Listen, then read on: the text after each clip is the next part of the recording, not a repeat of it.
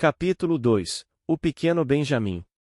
Dr. Jansen voltou para sua terra natal, onde continuou a exercer sua atividade de médico, embora a cada 2 ou 3 anos, deixava tudo para ver de novo seu afilhado, Benjamim.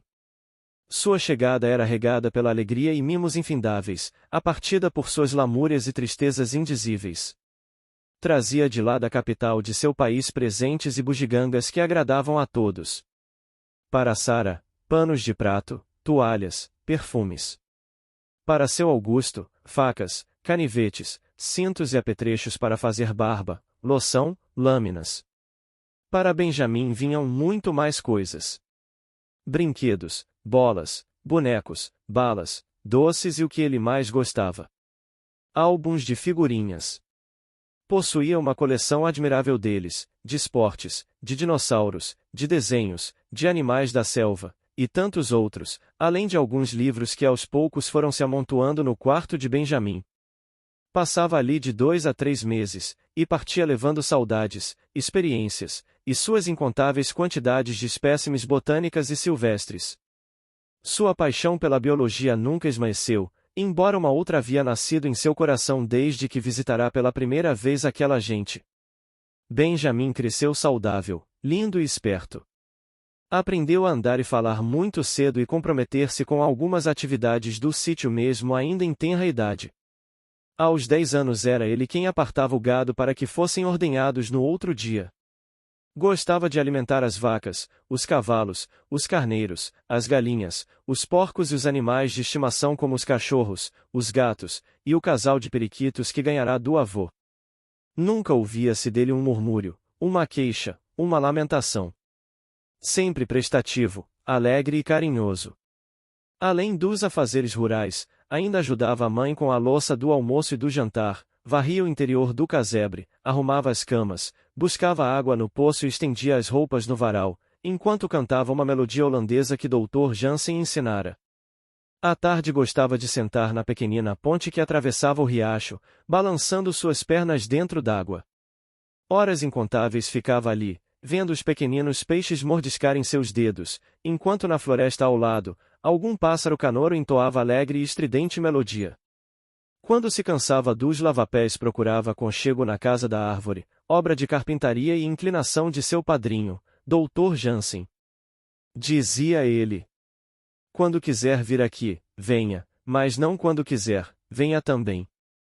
De fato, a casa na árvore era um local especial construída sob o sustento de uma árvore frondosa, jovem e ainda de pequena altura. Pouco mais de 2 metros de altura ficava o piso. Havia nela 3 janelas que permitiam a quem estive ali observar todos os lados. Um lado dava para o sol nascente, de onde podia-se ver o casebre lá embaixo, os animais, o roçado, o riachinho, a floresta. De frente para a porta, tudo o que se via era uma densa floresta, mata virgem, que ainda não fora explorada pelo homem. Ali era a morada dos lobos, os quais vez em quando dava o ar da graça em noite de lua cheia, com seus uivos amedrontadores.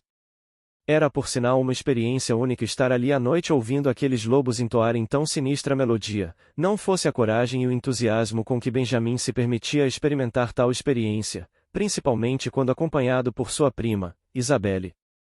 Do outro lado, a janela que dava para o sol poente, trazia uma paisagem menos exuberante, contudo tão bela quanto as outras. Os campos verdejantes estendiam até o findar do alcance dos olhos, e desmaiavam sempre nos confins do mundo para se ajuntar ao dourado do sol.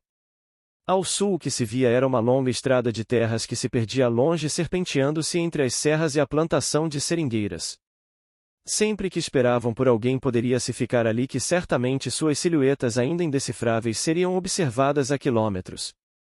Não havia um só dia em que Benjamim não fosse visitar sua casa na árvore, mesmo que sozinho, o que na realidade era sua preferência. Assim a sós poderia conversar com seus amigos imaginários, dizia Isabelle. O quê? Um casal de gêmeos, um homem e uma mulher, vem aqui conversar com você? Eu nunca vi ninguém aqui. Deve ser mais uma de suas invenções, de suas maluquices. Também pudera aquele seu padrinho louco vive a trazer livros e mais livros para você. E mesmo com as assertivas de Isabelle, Benjamim mantinha-se calmo, sereno, com um sorriso que enraivecia a qualquer um, principalmente a ela. Duvido, só acredito vendo. Desde os 7 anos, quando o Dr. Jansen teve a ideia brilhante de construir a Casa da Árvore, se é que foi ideia dele, que Benjamin tem contato com os gêmeos. Os gêmeos, como gostam de ser chamados, são na realidade espíritos que se tornaram almas gêmeas, porque encontraram-se no curso do processo evolutivo e não puderam mais se separarem. Trilharam o caminho do amor, da bondade e da justiça juntos, e juntos estarão pela eternidade. Todas as almas gêmeas são espíritos do bem que normalmente têm a incumbência de promover a segurança, a evolução, o esclarecimento ou o aprendizado de algum iluminado. São capazes de despertar neste todas as suas potencialidades de mediunidade, de transcendência espiritual, e capacidade de manifestações físicas além da capacidade da condição humana. As primeiras aparições a Benjamin vieram por meio de pequenas visualizações junto a alguns animais, acariciando-os, salvando-os de algum perigo, colocando-os a salvo do sol, da chuva, do frio. Depois pequenos mimos como uma flor, um passarinho colocado junto ao dedo da mão, o tocar com as mãos os peixes do riachinho, o ajuntar dos vagalumes aos milhares em torno de si mesmos, e tantas outras carícias que tornaram possíveis o diálogo e o aprendizado. Certa vez quando Benjamin ao explorar a mata virgem, fechada, escura, embrenhou-se tanto adentro, que não percebeu o escurecer. Sentiu-se sozinho e na escuridão teve medo. Sem achar o caminho de volta tentou em vão gritar pelos pais, o que despertou a curiosidade dos lobos. Agora estava só. Uma matilha de lobos o cercou. Um deles enorme, preto, olhos vermelhos, dentes afiados como uma lâmina, parecia ser o chefe do bando, pôs-se sobre sua frente. Teria-o devorado. Não fosse a intervenção benfazeja dos gêmeos. Desceram como uma luz que cai do céu estrelado e brilhantes como uma tocha iluminaram a floresta. Um dos gêmeos, a que mais tarde Benjamin a chamaria de Irmã da Luz, encaminhou-se para o lobo, acariciou-o, enquanto todos os outros rolavam e se esfregavam em suas pernas, como se fossem pequeninos filhotes ingênuos e inocentes. Enquanto os seduzia com sua luz, o outro gêmeo conduziu pela floresta Benjamin até sua casa. Tão logo pôs a salvo o menino, sua alma gêmea desapareceu de entre os lobos, deixando para trás a escuridão e uma matilha enfurecida e desorientada. Desde então os laços com os gêmeos foram aumentando. O aprendizado, o esclarecimento e o despertar a cada dia tomava vulto e vez. Aprendeu como dominar animais, acalmá-los e hipnotizá-los, de tal maneira que nunca mais tivera medo de nenhum deles. Nesse dia, os pais envolvidos em suas tarefas noturnas nem perceberam aquele pequeno instante de ausência de Benjamin, que uma vez não sendo indagado, permitiu-se calar. Já estava a salvo, não adiantaria alardes. Mas valeu-lhe a experiência. Com pouco tempo suas capacidades foram se tornando mais visíveis, mesmo porque coisas tão simples se tornam gigantescas, quando realizadas sem o estímulo do orgulho e da vaidade, características natas de Benjamin. Sempre que algo extraordinário é realizado com humildade e benevolência, sua grandeza e de seu realizador se tornam pequenas, perante o benefício que este produz em prol de outrem. Não era às vezes em que dizia ao pai: Papai, vamos pôr a vaca de 3 pintas no curral esta noite, porque amanhã teremos mais um bezerro macho. Que é isso, menino?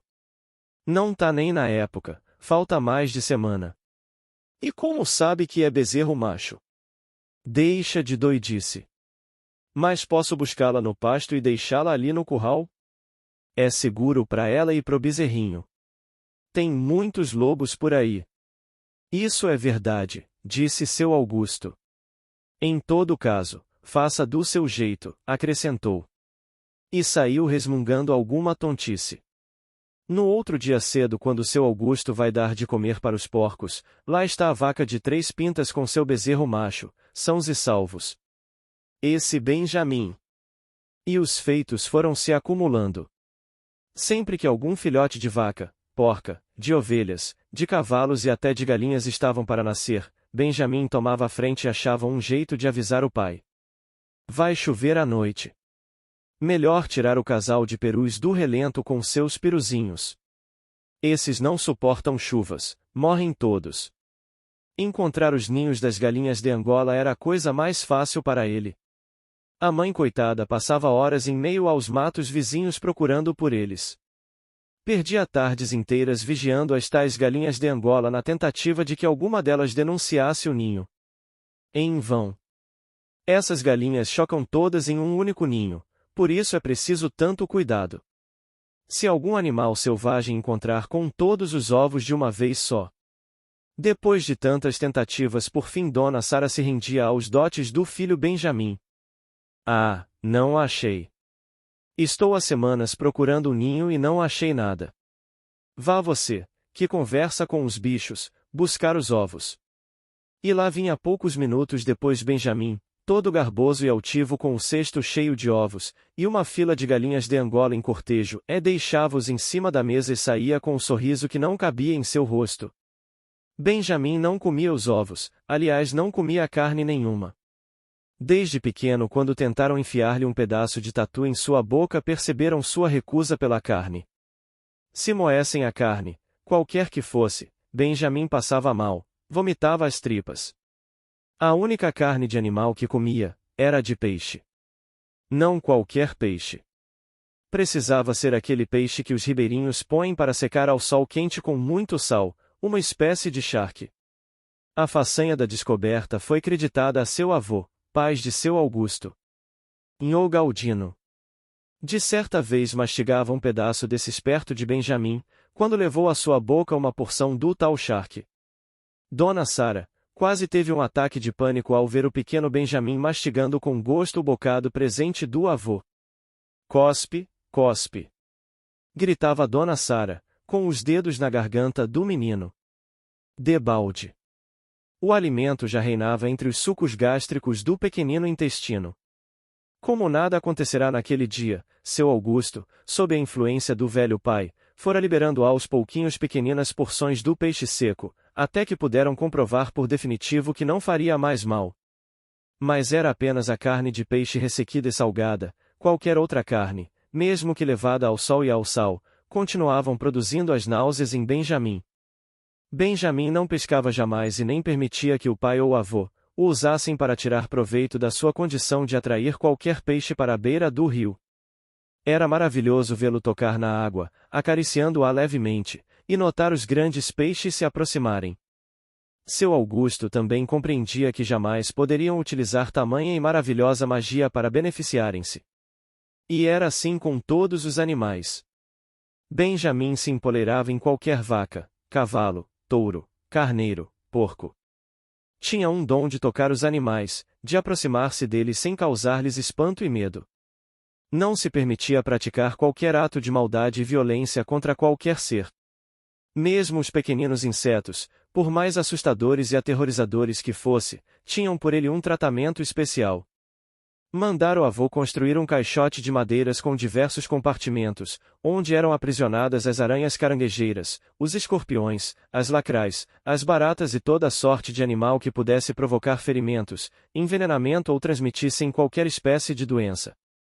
Pegava-os à noite quando estavam mais ativos.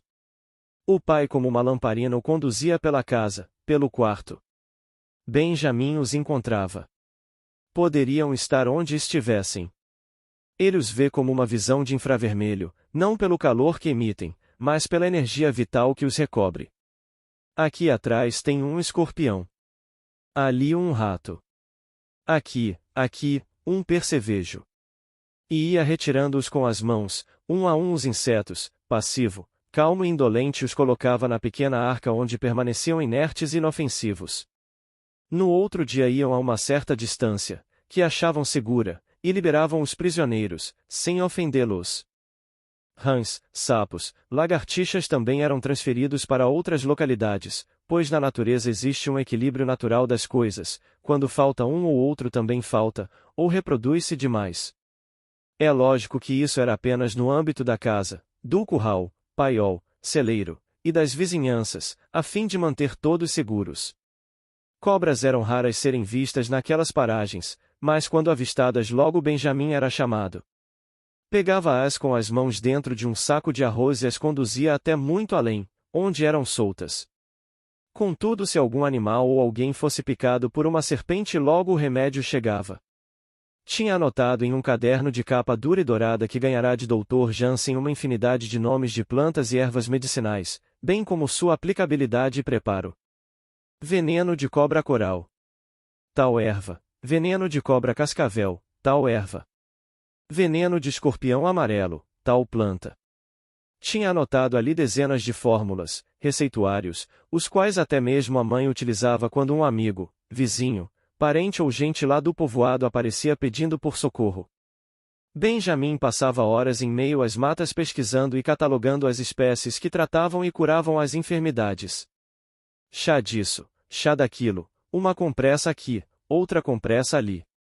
Os limites para sua capacidade e generosidade apenas alcançavam limitações por decorrência de sua tenra idade, e de seu corpo pequenino.